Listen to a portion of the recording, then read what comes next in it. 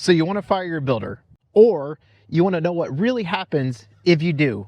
My name's Nick. I'm a superintendent and I run custom home projects for a living. This channel's simple.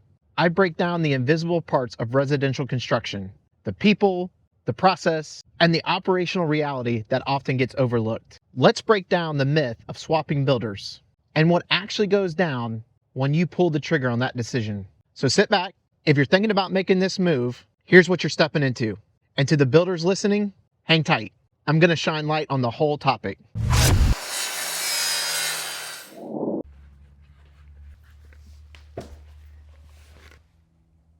Here's something most homeowners never really hear until it's too late. Swapping builders, it's not a reset button.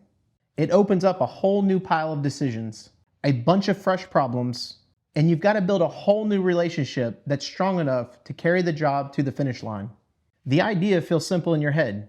Get somebody better in here and let's get this thing moving again. But the reality hits different, because once builder number one is gone, builder number two steps into a project they didn't start, they didn't set expectations, they didn't control the momentum up to this point. If you're seriously thinking about making that switch, here's what you actually need to know up front. When the right time is to do it, how it really shakes the project, what it does to the trades already on board, and what the next guy is truly stepping into. Look, building a house isn't some casual thing. We're talking serious money, a ton of planning, years of you and your family dreaming of what this place is going to be like. By the time you actually sign with a contractor, you've already put in a huge amount of work yourself. Selections, meetings, revisions, the whole deal. And let's be real, most people don't just pick a builder out of a hat. Somebody vouched for them, maybe you saw their work and liked it, their reputation seemed solid. You went in thinking, this is the person who's going to deliver. Then the job kicks off, and something feels off. Progress slows, the updates dry up, you're cutting checks every month, looking around, wondering where the work went.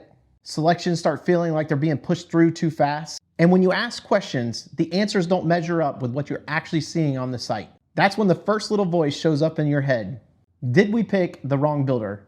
And you don't run with that right away. You sit with it for a while, maybe a few weeks, maybe longer, hoping it sorts itself out. But once that question is sitting there, firing them stops feeling like a crazy idea and starts feeling like the only move left. And once that becomes real, some options show up for you. When that doubt hardens into, I can't do this anymore, you're not asking if it's okay to cut ties. You're asking, okay, what actually happens when I do? And that's where things start to get complicated. Because first thing you got to do is pull out the contract if you have one. That document's going to tell you whether this exit is going to be clean or a nightmare. Some are straightforward, but most aren't. Assuming you're not ready to drag lawyers into it yet, or the fight just isn't worth the headache, you basically got three roads ahead.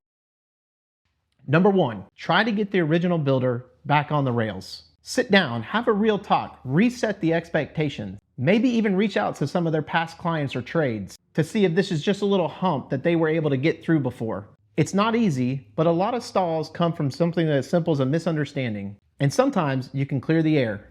Option two, bring in another builder. Homeowners always like to think, fresh start, clean slate. Builders look at it and see red flags everywhere. Half-done work, decisions they didn't make, permitting in somebody else's name, banks breathing down their neck, insurance tied to the other guy, trades already locked in, engineers who stamp somebody else's plans. Nobody's lining up to take the heat for stuff they didn't touch.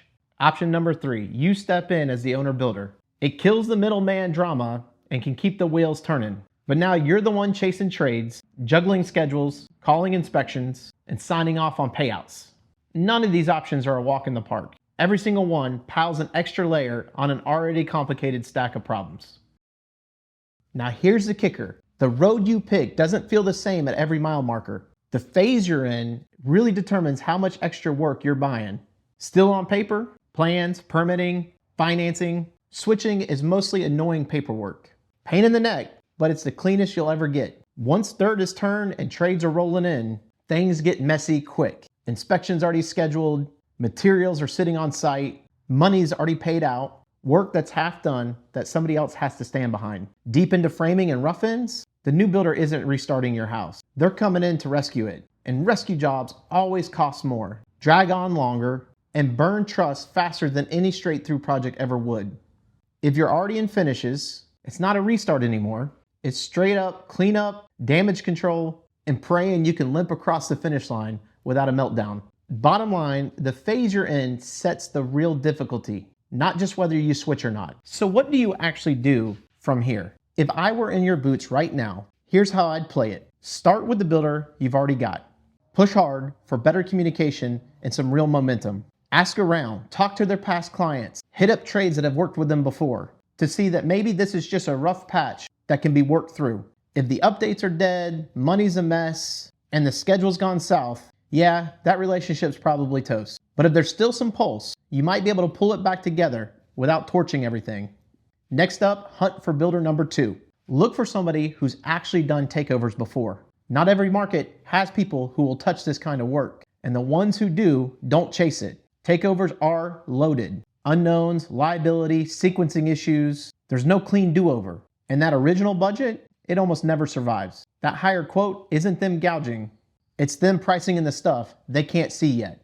And here's the part a lot of homeowners miss when they're chasing the better builder. They say out loud, I just want competence. But deep down, what they're really looking for is compliance. Somebody who'll just nod and do it their way. Compliance feels great in the moment, but projects don't survive on compliance. A truly competent builder is going to push back when something feels off to protect the budget, keep the job buildable, and make sure the whole thing doesn't fall apart later. That pushback, it can feel like conflict all over again if you're not ready for it.